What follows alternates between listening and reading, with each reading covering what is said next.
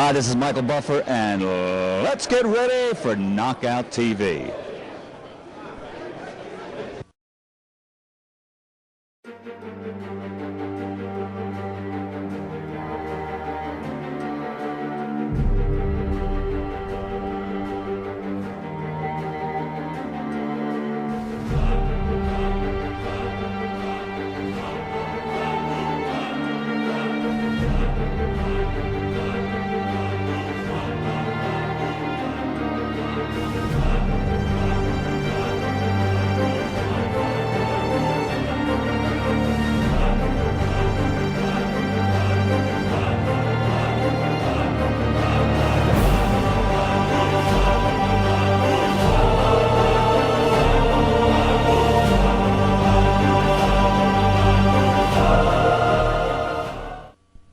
Welcome to this week's episode of Knockout TV. I'm Tim Pileski. Stick around. We got a great show. I've had the opportunity to meet some great people and had a chance to talk with them. Boxing, actors.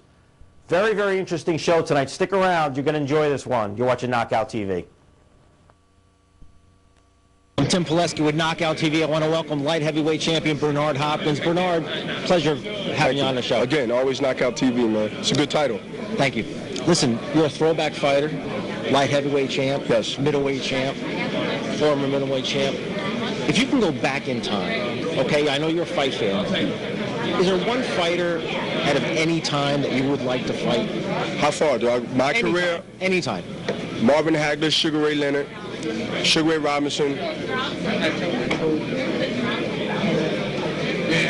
Argentina great, Carlos Monzon. Carlos Monzon, you would be a great fight. I would love to see that. We'll go back in time. You win all those fights? I'll tell you what, win, lose, or draw, we'd both be in the hospital.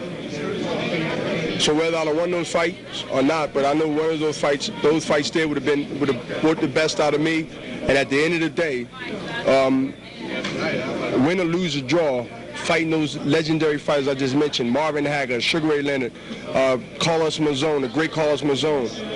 Trust me, win, lose, or draw, it would be a short career. Instant classic. It'll be instant classic. Instant classic, that'd be great. Talking about it takes years off. It gives me chills actually thinking about it. No.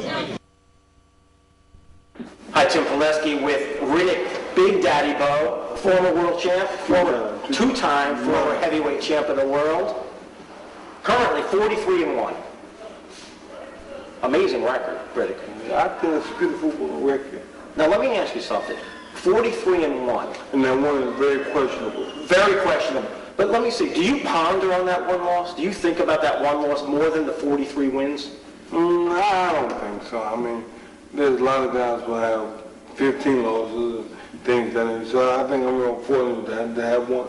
Yeah, you did, and that's with Evander Holyfield? Absolutely. And you ended up beating him twice? Right. And a lot went on in those fights. And I said, you know, I guess with me being a fighter, I feel like I was the best. I think I should be, you know, undefeated at this point. But, you know, so it's just like, what are you going to do? No, exactly. And sometimes you have to lose. And sometimes that makes us better. Sometimes you lose to win. Right? That's right. That's right. And like you said, it was a very close fight.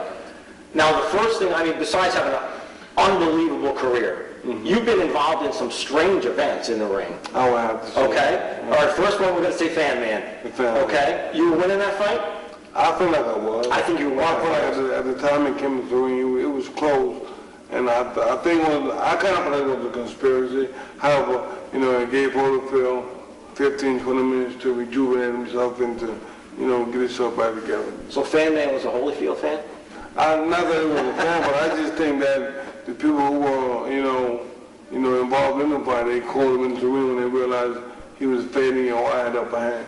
Now, if people don't remember, you're fighting outside Caesar's Palace. Right. Okay, 7th round, and this guy in a parachute comes down and lands somewhat outside the ring.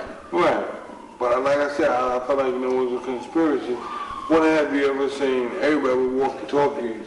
You know, that's a good point. That's a good point. And listen, at that time, Holyfield has a roll or a blanket. Why would you have a blanket at the ringside?